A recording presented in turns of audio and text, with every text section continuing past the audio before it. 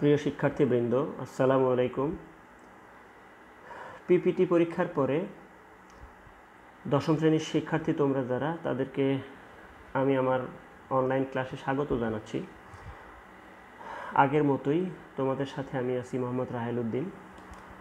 তো আজকে তোমাদের জন্য ইংরেজি দ্বিতীয় পত্র ক্লাস নিয়ে আমি হাজির হয়েছি। তো আজকে তোমাদের ইংরেজি দ্বিতীয় পত্রে যে বিষয়টি নিয়ে আমরা আলোচনা করব সেটা হলো কমপ্লিটিং সেন্টেন্স। তোমরা জানো যে সরকার কর্তৃক নতুন করে ঘোষিত তোমাদের সিলেবাসে ইংরেজি দ্বিতীয় পত্রে কিছু কাটছাঁট করা হয়েছে। আর কাটছাঁট আইটেমগুলোর মধ্যে কমপ্লিটিং সেন্টেন্সে যে কমপ্লেক্স বা কম্পাউন্ড সেন্টেন্স আগে থেকে ছিল সেগুলো এখানে যুক্ত করা হয়নি। এখানে শুধু রাখা হয়েছে কন্ডিশনাল, জিরান্ড, ইনফিনিট এবং পার্টিসিপল নিয়ে। তো তার মধ্যে আমরা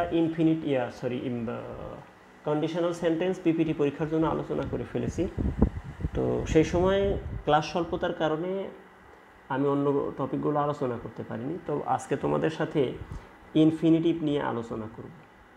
তো চলো আমরা আসলে ইনফিনিটিভ কী সেটা নিয়ে প্রথমে একটু দেখে নেই। তো ইনফিনিটিভ হলো এক ধরনের নন ফাইনাইট ভার্ব, যাহা কোনো ভার্বের বেস ফর্মের আগে টু নিয়ে গঠিত হয়। অর্থাৎ কোনো ভার্বের বেস ফর্মের পূর্বে বা আগে যদি টু যুক্ত থাকে সেটাকেই আমরা ইনফিনিটিভ বলে থাকি। বেস ফর্ম বলতে কোনো ভার্বের প্রেজেন্ট ফর্মটাকেই আমরা বলে থাকি। তো আমরা বলেছি ইনফিনিটিভ হলো এক ধরনের নন ফাইনাইট ভার্ব। তো নন ফাইনাইট ভার্ব কোনগুলো? যে ভার্বগুলো নিজের ক্ষমতা বলে কোনো সেন্টেন্সের অর্থ সম্পূর্ণ করতে পারে না। অর্থাৎ যে ভার্ব সকল টেন্স, সকল পার্সন এবং নাম্বার অনুসারে একই রকম থাকে, পরিবর্তন হয় না, সেগুলোকে বলা হয়ে থাকে নন ফাইনাইট ভার্ব। এই নন ফাইনাইট ভার্বের মধ্যে আছে ইনফিনিটিভ, জিরান্ড এবং পার্টিসিপল, তিনটা। তো এই তিনটার মধ্যে প্রথমটা হলো ইনফিনিটিভ। তো ইনফিনিটিভের সঙ্গে আমি বলে নিয়েছি, infinitive is a base of A verb. Infinitive is the base of a verb, often followed by to. তো আমরা ইনফিনিটিভ নিয়ে আলোচনা করছি। দেখো, এই ইনফিনিটিভ লেখা আছে, it is basically a verb but is used as a noun equivalent. এই ইনফিনিটিভ মূলত একটি ভার্ব, কিন্তু ইহা কোনো সেন্টেন্সে নাউনের সমতুল্য হিসেবে ব্যবহৃত হয়। ইকুইভ্যালেন্ট শব্দটা ব্যবহার করা হয়েছে, এটা সরাসরি নাউন নয়, এটা নাউনের মতোই কাজ করে, তাই এটাকে নাউন ইকুইভ্যালেন্ট বলা হয়ে থাকে। অর্থাৎ এটা নাউনের কাজ করবে, লিখে রেখেছি পরে আমরা। So it will function as a noun, আমি বলছি যে সুতরাং এটা নাউনের মতোই, নাউন হিসেবেই কাজ করে থাকবে। তো নাউনের কাজ কি? কোনো নাউন কোনো সেন্টেন্সে কি হয়ে থাকে? সাবজেক্ট হিসেবে কাজ করে, কোনো সেন্টেন্সে ভার্বের বা প্রিপোজিশনের অবজেক্ট হিসেবে কাজ করে এবং কমপ্লিমেন্ট হিসেবে কাজ করে থাকে। তো আমরা প্রথম যে নিয়মটা অর্থাৎ ব্যবহারটা, এই ইনফিনিটিভের ব্যবহার, সেই ব্যবহারটা আমরা দেখে নেব। প্রথম যে ব্যবহার লিখেছি যে অ্যাজ আ সাবজেক্ট, অর্থাৎ infinitive used as a subject. Subject হিসেবে ইনফিনিটিভ কীভাবে ব্যবহৃত হয়? তাহলে দেখো, সাবজেক্ট হলো কোনো ভার্বের পূর্বে যে নাউন বা প্রোনাউন বসে সেইটা। অর্থাৎ কোনো ভার্বের পূর্বে যদি কোনো নাউন বা প্রোনাউন বসে তখন সেই নাউন বা প্রোনাউনটাকে বলা হয়ে থাকে সাবজেক্ট। যেহেতু ইনফিনিটিভ এটা এখানে নাউন, তাই এটা সাবজেক্ট হিসেবে বসলে কোনো ভার্বের আগে বসলে আমরা লিখেছি, দেখো এই যে ইজ গুড ফর হেলথ, এর পূর্বে লিখেছি to walk in the morning. তো to walk in the morning is good for health, এটা আমরা লিখতে পারি। To walk both in morning and evening হতে পারে, টু ওয়াক হতে পারে, টু টেক ফিজিক্যাল এক্সারসাইজ হতে পারে, to swim in the river হতে পারে, যেটা খুশি আমরা লিখতে পারি ইজ গুড ফর হেলথ। তাহলে আমরা এখানে সাবজেক্ট হিসেবে পেয়ে গেছি টু ওয়াক, অর্থাৎ হাঁটাহাঁটি করা। সেটা কোথায় হাঁটাহাঁটি করব, কখন করব, সেইটা সময়টা আমরা ইচ্ছা মতো ব্যবহার করতে পারি। টু সুইম হতে পারে, টু রাইড আ বাইসাইকেল হতে পারে, অর্থাৎ বাইসাইকেল চড়া, অনেক কিছু হতে পারে। আমরা বলতে পারি to talk too much is bad, বেশি কথা বলা খুব খারাপ। To talk TALK too much, এটা বলতে পারি। To insult someone is not good হতে পারে, অর্থাৎ কাউকে অপমান করা ভালো নয়, এটা হতে পারে। তারপরে আমরা লিখতে পারি to tell a lie is a great sin, অর্থাৎ মিথ্যা বলা মহাপাপ। To tell a lie is a great sin, a বলতে এ বোঝায়। তোমরা মনে রাখবা আর্টিকেল হিসেবে এ যখন ব্যবহৃত হবে এ, তখন সেটার উচ্চারণ হয়ে যাবে আ। আচ্ছা, দ্বিতীয় উদাহরণটা আমরা দেখেছি, দেখো এখানে মানে আমরা লিখিতভাবে যে দ্বিতীয় উদাহরণ, আমি মুখে কিন্তু আরও অনেকগুলো উদাহরণ বলে ফেলেছি। দেখো এখানে লিখেছি টু আর ইজ হিউম্যান। আমরা বলে থাকি যে কমপ্লিটিং সেন্টেন্সে যে কোনো অংশটা তোমাকে পূরণ করা হতে পারে, সেটা ইনফিনিটিভের অংশটা মেইন অংশটাও হতে পারে। তো আমরা লিখেছি টু আর ইজ হিউম্যান। আমরা বলে থাকি মানুষ মাত্রই ভুল করে, তার ইংরেজি হলো এটা, to err is human. To err বলতে পারি, ইয়ারও বলতে পারি, এর উচ্চারণ ইয়ার এবং আর দুটোই সঠিক, অর্থাৎ ভুল করা, ERR, এটার বাংলা হলো ভুল করা। যেহেতু ভার্ব এটা, তার আগে আমরা টু বসিয়েছি। টু আর ইজ হিউম্যান, মানুষ মাত্রই ভুল করে থাকে। আচ্ছা, আমরা দ্বিতীয় স্লাইডে যাব। দেখো এটা অর্থাৎ infinitive used as an object. Infinitive object হিসেবে কিভাবে ব্যবহৃত হবে? আমরা জানি কোনো ভার্ব বা প্রিপোজিশনের পরে যদি কোনো নাউন অথবা প্রোনাউন বসে, তাকে বলা হয়ে থাকে অবজেক্ট। ট্রানজিটিভ ভার্ব, কোনো ট্রানজিটিভ ভার্বের পরে যদি কোনো নাউন বা প্রোনাউন বসে থাকে, সেটাকে বলা হয় অবজেক্ট। তো আমরা অবজেক্ট হিসেবে ইনফিনিটিভের ব্যবহার দেখব। আমরা লিখেছি everyone likes to earn much money. সবাই অনেক টাকা কামাতে পছন্দ করে। কামানো বলতে রোজগার করা। Everyone likes, LIKES, likes. তারপরে টু আর্ন লিখছি EARN, আর্ন মানে রোজগার করা। এরপরে লিখেছি দ্য ড্রাইভার ট্রাইড ড্যাশ। এখন হতে পারে ড্রাইভার চেষ্টা করলো কি করতে, গাড়িটা থামাতে, মানুষটাকে বাঁচাতে, ইত্যাদি ইত্যাদি। আমরা লিখেছি the driver tried to save the pedestrian but failed. তো আমাদের মূল অংশ হলো টু সেভ দ্য প্যাডেস্ট্রিয়ান, তাই আমরা ওইটুকু বোল্ড লেটারে লিখেছি। প্যাডেস্ট্রিয়ান শব্দের অর্থ হলো পথচারী, যে পায়ে হেঁটে চলে তাকে প্যাডেস্ট্রিয়ান বলা হয়ে থাকে। যার সিমিলার ওয়ার্ড হলো passer by, PASSERBY, passer by অর্থাৎ পথচারী। আচ্ছা, পরের অংশটা আমরা দেখব 3 number. The thief planned to escape.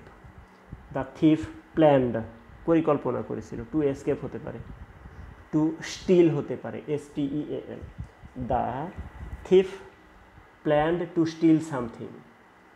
Plan অর্থ পরিকল্পনা করা। একটা জিনিস খেয়াল রাখবা, ইনফিনিটিভ যদি অবজেক্ট হিসেবে বসে, তাহলে তার পূর্বে যে ট্রানজিটিভ ভার্বগুলো, এই ভার্বগুলো বিশেষ করে সীমিত, যেমন আছে try, like, want, intend, INTEND, hesitate, desire, plan, wish ইত্যাদি। এই ভার্বগুলোই ইনফিনিটিভের আগের ভার্ব হিসেবে ব্যবহৃত হয়ে থাকে। আচ্ছা, আমরা অলরেডি সাবজেক্ট এবং অবজেক্ট হিসেবে দেখে ফেললাম। তো এখন আমরা নেক্সট স্লাইডে দেখব infinitive used as a complement. Infinitive কোনো সেন্টেন্সে কমপ্লিমেন্ট হিসেবে কিভাবে ব্যবহৃত হতে পারে। তো আমরা আগে পড়ে থাকছি, মানে বেশিরভাগ আমরা আগে পড়েছি, কোনো সেন্টেন্সের যদি গঠন বলতে বলা হয়, আমরা বলে ফেলি subject plus verb plus object. এই সেন্টেন্সটা যেমন কারেক্ট তেমনি ইনকারেক্ট, অর্থাৎ সবসময় যে ভার্বের পরে অবজেক্ট থাকবে এমন কোনো কথা নেই। ভার্বের পরে অ্যাডভার্ব বা অ্যাডভার্বিয়াল থাকতে পারে, ভার্বের পরে কমপ্লিমেন্ট থাকতে পারে। তো ভার্বের পরে অবজেক্ট এবং কমপ্লিমেন্টের মধ্যে পার্থক্যটা কী? ট্রানজিটিভ ভার্বের পরে যখন কোনো নাউন বা প্রোনাউন বসবে, তখন সেটাকে বলা হবে অবজেক্ট। যদি বলা হয়ে থাকে আমরা লিখেছি everyone likes to earn money. তো এই লাইকটা হলো ট্রানজিটিভ ভার্ব, অর্থাৎ সেই ভার্বটা অবশ্যই মূল ভার্ব হতে হবে। আর মূল ভার্ব না হয়ে যদি সেন্টেন্সে ব্যবহৃত ভার্বটি অক্সিলারি ভার্ব হিসেবে ব্যবহৃত হয়, অক্সিলারি ভার্ব ব্যবহৃত হয়, অর্থাৎ ভার্বটা হবে অক্সিলারি ভার্ব কিন্তু ওটাই মূল ভার্ব, তখন সেই ভার্বটাকে বলা হয় লিঙ্কিং ভার্ব, LINKING, লিঙ্কিং, অর্থাৎ যুক্ত করা। যে ভার্ব এর সাবজেক্টটা সেই ভার্বের পরের নাউনটাকেই নির্দেশ করবে সেটাকে বলা হয়ে থাকে কমপ্লিমেন্ট। তো linking verb be verb, am is are was আর, এরপরে আছে হলো বা হ্যাভ হ্যাজ হ্যাড ইত্যাদি, এই ভার্বগুলো হলো অক্সিলারি, এরা মূল ভার্ব হিসেবে ব্যবহৃত হলে তখন এদের পরের নাউনটাকে বলা হয়ে থাকে লিঙ্কিং ভার্ব। তো আমরা এখানে দেখলাম to see is, to believe, is ভার্বের অবজেক্ট হলো এখানে টু বিলিভ, তাই ইজ ভার্বটা যেহেতু লিঙ্কিং ভার্ব তখন টু বিলিভটাকে আর অবজেক্ট বলা যাবে না, এটাকে বলতে হবে কমপ্লিমেন্ট। তাহলে to see is to believe, অর্থাৎ টু বিলিভটা এখানে ইজ ভার্বের কমপ্লিমেন্ট, অর্থাৎ এর বাংলা হলো আমরা দেখিতে পাইলেই বিশ্বাস করি, অর্থাৎ আমরা না দেখে বিশ্বাস করি না, এটার বাংলা। সিইং ইজ বিলিভিং বলা হয়ে থাকে অন্যভাবে, এটাকে আমরা যেদিন জিরান দেখাবো সেদিন আমরা সিইং ইজ বিলিভিংটাও দেখাবো। এটার বিকল্প হলো to see is to believe. 2 নাম্বারটা হলো আমরা লিখেছি to plant more and more trees is to save our mother earth, আমাদের বেশি বেশি করে গাছ লাগানো অর্থই হলো আমাদের এই মাতৃ সমতুল্য পৃথিবীটাকে বাঁচানো, অর্থাৎ যদি আমরা পৃথিবীটাকে বাঁচাতে চাই তাহলে বেশি বেশি করে গাছ লাগাতে হবে। To plant more and more trees is to save our earth, mother আর্থটা আমরা মাদারটা এখানে অ্যাডজেক্টিভ হিসেবে ব্যবহার করেছি। তো এখানে দেখো সেভ হলো ভার্ব আর সেফ, SAFE, সেফ হলো অ্যাডজেক্টিভ, নিরাপদ, আর এটা হলো নিরাপদ করা, নিরাপত্তা দেওয়া। 3 নাম্বার লিখেছি a little boy was about to drown in the pond, বালকটি প্রায় পানিতে ডুবে গিয়েছিল। এখানে একটা জিনিস খেয়াল করো, কোনো কাজ করতে উদ্যত হয়েছে, করা হয়নি, এরকম কিছু বোঝাইলে ইজ অ্যাবাউট টু বা ওয়াজ অ্যাবাউট টু অর্থাৎ বি ভার্বের সাথে অ্যাবাউট টু যুক্ত হয়।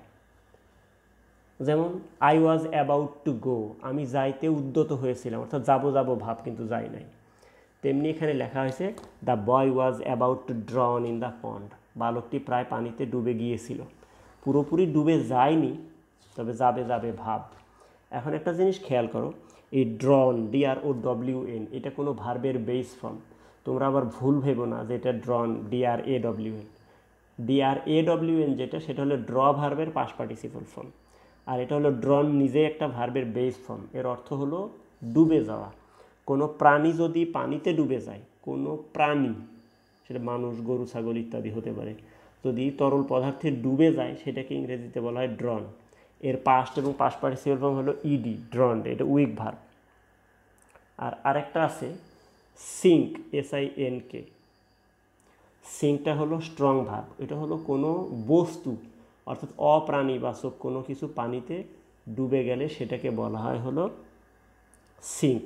যেমন দ্য টাইটানিক স্যাঙ্ক ইন 1912, 1912 সালে টাইটানিক ডুবে গিয়েছিল, এটা সিঙ্কের পাস্ট ফর্ম হলো স্যাঙ্ক, এটা হলো স্ট্রং ভার্ব।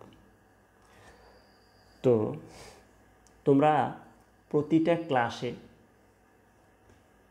আমার কাছে থেকে নতুন কিছু ভার্ব, নতুন কিছু নাউন অর্থাৎ নতুন কিছু কিছু ওয়ার্ড সেগুলোর বেইজ সহ, ব্যবহার সহ বোঝার চেষ্টা করবে, আমি দেখাবো।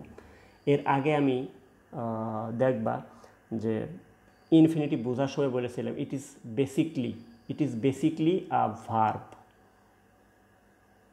But is used as a noun. It is basically BASICALLY, ওটার উচ্চারণটা বেসিক্যালি আমরা বলে থাকি, কিন্তু ওর উচ্চারণ বেসিক্যালি নয়, ওর উচ্চারণ হলো বেসিকলি। তোমরা কেউ আমার কথায় দ্বিমত পোষণ করলে অর্থাৎ বিশ্বাস না হইলে তোমরা ডিকশনারি, একটা ভালো মানের ডিকশনারি খুঁজে দেখবে, ওর উচ্চারণ বেসিকলি। তো আজকে আপাতত ফর্মালি আমার ক্লাস এখানে শেষ। তো আগামীতে আমরা জিরান এবং পার্টিসিপল নিয়ে আলোচনা করার চেষ্টা করব। তো আশা করি সকলে ক্লাসটা ভালোভাবে দেখবে, কোনো সমস্যা হলে নোট করে রাখবে, পরবর্তীতে আমার সাথে আলোচনায় তুমি বসতে পারো। আমার ফেসবুকের মেসেঞ্জার আছে, মেসেঞ্জারে তোমরা নক করতে পারো, নাম পরিচয় দিয়ে তোমরা নক করবা, কোনো কিছু বুঝতে চাইলে আমি তোমার বোঝানোর চেষ্টা করব। তো তোমরা সকলেই জানো যে আমরা একটা ক্রান্তিকাল অতিক্রম করছি। প্রয়োজন ছাড়া আমরা কেউ ঘরের বাইরে যাব না, আর বাইরে যদি যাওয়াই লাগে প্রয়োজনে, তাহলে অবশ্যই বিধি মানে নিয়ম মেনে আমরা বাইরে যাব। তো সকলেই ভালো থাকবে, আমার জন্য তোমরা দোয়া করবে, আমাদের প্রিয় প্রতিষ্ঠানের জন্য সবাই দোয়া করবে, আমরা যেন আবার একসাথে ক্লাসরুমে ফিরে যেতে পারি আল্লাহর রহমতে। তো সবাই ভালো থেকো, আল্লাহ হাফেজ।